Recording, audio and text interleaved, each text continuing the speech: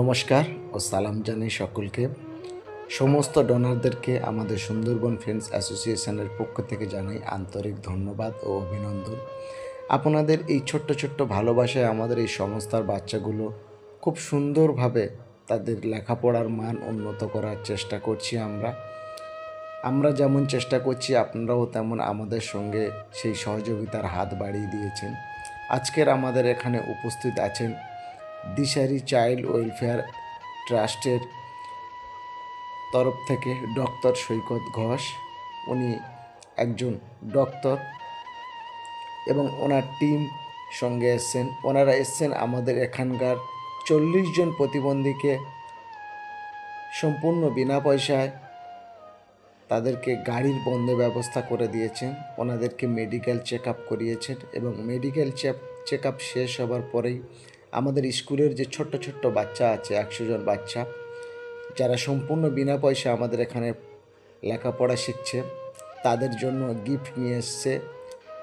একটা সুন্দর pencil box দিয়েছেন, সুন্দর একটা দামি খাতাও দিয়েছেন আঁকার জন্য এবং সঙ্গে একটা করে খাবারের প্যাকেটও ওনারা দিয়েছেন। খুবই খুশি হলাম ওনাদের এই কাজে। আমরা আশা করি ওনারা সারা জীবন আমাদের সঙ্গে থাকবেন এবং আমাদের এই এলাকার সুন্দরবন এরিয়ার মানুষের এইভাবে ওনারা সাহায্য করে যাবেন, ভবিষ্যতেও ওনারা আসবেন।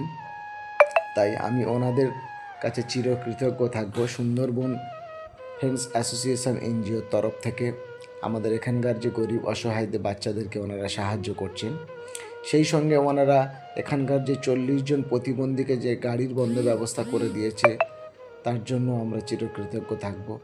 বর্তমান আমাদের এখানে মাত্র 100 জন বাচ্চা আমরা লেখাপড়া শেখাতে পারছি।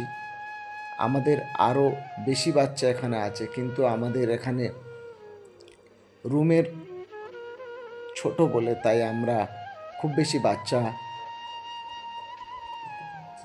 পঠন পাঠন করাতে পারছি না।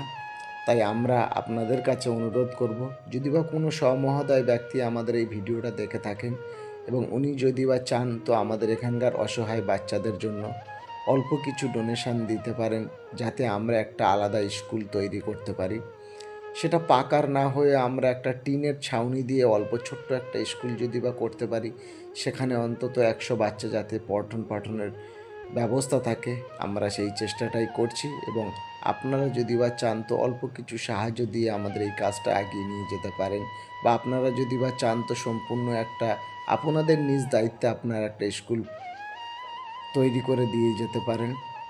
ঈশ্বরের কাছে মঙ্গল কামনা করি কোনো মহান ব্যক্তি যাতে আমাদের এই কাজে এগিয়ে আসেন। আমরা আমাদের মতো করে চেষ্টা করছি এবং আপনারা যদি বা আমাদেরকে অল্প অল্প কিছু সাহায্য করেন, তাহলে আমরা এই এলাকার ছোট্ট ছোট্ট বাচ্চাদেরকে আরও সুন্দর ভবিষ্যতের জন্য আমরা শিক্ষার মানকে উন্নত করতে পারবো এবং আমরা ভবিষ্যতে সুন্দরবন এরিয়ার যে সমস্ত অসহায় বাচ্চারা আছে, যারা শিক্ষার দিক থেকে অনেক পিছিয়ে আছে, ওনাদেরকে আরও ভালোভাবে আমরা এগিয়ে নিয়ে যেতে পারবো। নমস্কার ও ধন্যবাদ।